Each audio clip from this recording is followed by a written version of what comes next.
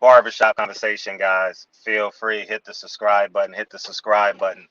Nine Wives, click the link below, click the link below. Um, you know, I hate to do videos like this.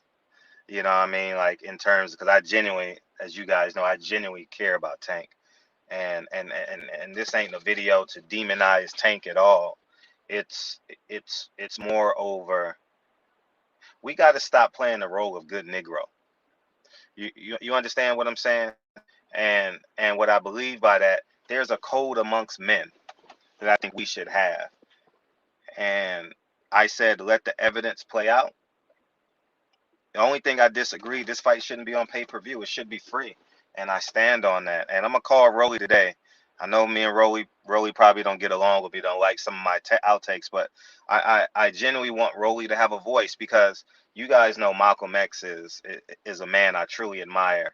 And the man went to jail for 7 years for a crime he committed, and then came back out and be, I believe, the greatest black man that I've never met in my life. You know, I consider my grandfather the greatest, and he changed his life. You know, and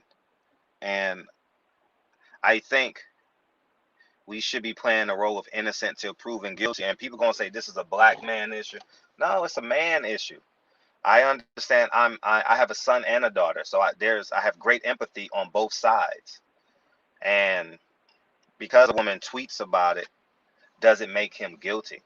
Let him have his day in court, you know. And Tank should have set up and said the same thing. Floyd should have stepped up and said the same thing because he went through the same thing, and we stepped in the gap and did the same thing for Floyd. Innocent till proven guilty. No matter the evidence, you should have your day in court. Everybody thought OJ was guilty. Everybody thought that white cop that keeps on going to court in different cities was guilty, and they get found innocent. So and I'm not comparing each other's plight, but what I'm saying is let people have their day in court. You know, um, it could be falsified evidence, man. It could be a Gloria Aldridge situation, man. I don't know, man. I don't know. I can't speak on it. But what I can speak on is evidence. You know, the presumed evidence that will be presented before the case. I can speak on that. But I chose not to have an opinion on it because I know how big my platform is. And for real, on some real man shit, like my integrity won't let me not talk about this because I spoke about the other side. You know, if I had been quiet on Rollie, I would have been quiet on Tank. You know what I mean? And Tank is maturing. He's made some great mistakes, and he has to go to court and deal with them. And he is innocent till proven guilty as well on my watch. You know, and um, I think Tank should have stood in the gap for Rollie. I really think Tank and Floyd should have stood in the gap for Rollie. I say that from a real man's perspective because they've been through and are going through similar things. And it's just sad when you railroad another man to be the good Negro. You know, I don't respect that at all because Frederick could have been a good Negro in boxing. I'm articulate enough. I'm smart enough. I speak well enough. I have enough financial influence. I have enough friends in boxing where Fred could have been the PC Negro and been the only Negro in boxing. Not the only Negro. You get what I'm saying. I'm being a little bit exaggerative. But everybody that ever reached out to me, every guest I've had on my show, oh, hey, Fred, how can I get a connect with him? Here, boom. Hey, Fred, how do I get a credential? Hey, Fred, I ain't got no money. Can you help me? Yeah, boom. Thousands. And I keep on saying this not to talk about my talk about what I've done, but there's a level of and there's a baseline of integrity because we're all gonna fall short.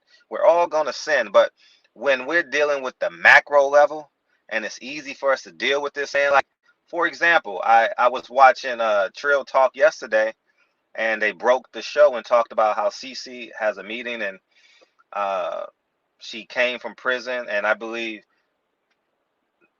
but Black Fight Fan talks about him being, where is it, recidivins? You guys know that term, but he's come out and become successful. You know, 78 has become successful. So many men that come into the barbershop have been to jail. I've been to jail for 2 days. I was guilty. You know what I mean? I thank God I had a lenient judge, who charged me with petty theft. It was grand theft. I probably had to do 30 days or 60 days in jail, and my life probably would have changed. Maybe a year. I don't know. But I stand on like integrity, man. Like I really, and this ain't no hate Tank, hate Floyd video. This is men stand up for men. And this is video is gonna offend a lot of people. I don't care. They don't unlock my door and pay the mortgage in my house. I do. And we got to get back to men being men, innocent till proven guilty, innocent till proven guilty, man. And when the evidence come out and the jurors or the judge deliver their verdict, that's the final outcome, And I, I, I was up last night and I saw Rollie's video. Shout out to Blue Blood. I saw Blue Blood's video, and then coincidentally, the next video was Rollie talking about Tank's cases, and I literally forgot. I literally forgot about when he was at the basketball game and he picked up that girl. I'm gonna use the term picked up the girl. You guys saw the video. That was disgusting, right? And then the DUI case, I saw the video of that and I flipping forgot.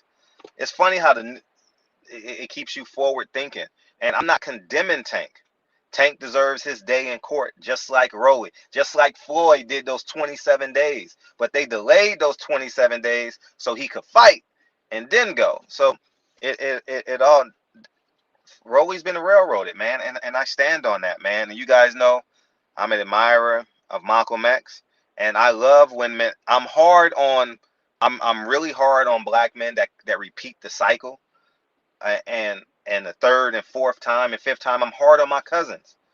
I'm hard on my, they will tell you I'm hard on my cousins who've done 10 and 15, 20 years.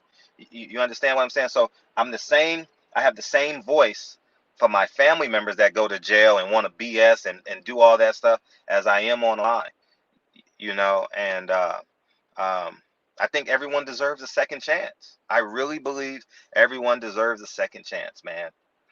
And I think when we begin to hold each other accountable, we don't need them.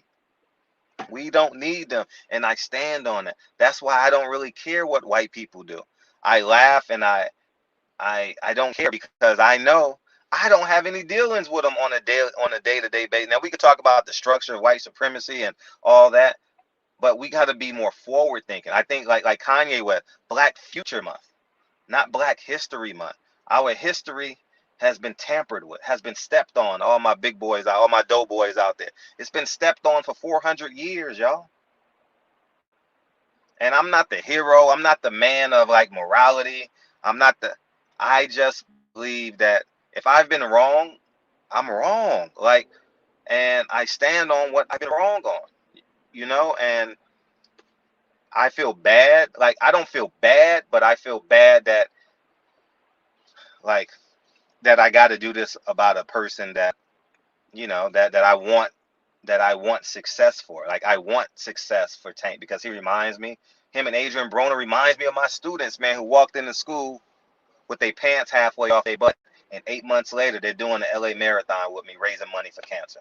That was the kids in my classroom, and that's what really happened. So, they walk in my classroom as gangbangers. They leave by May and June. They on the cover of the local newspaper talking about how great of a student they are and how great of people they are in the community. That was my classroom.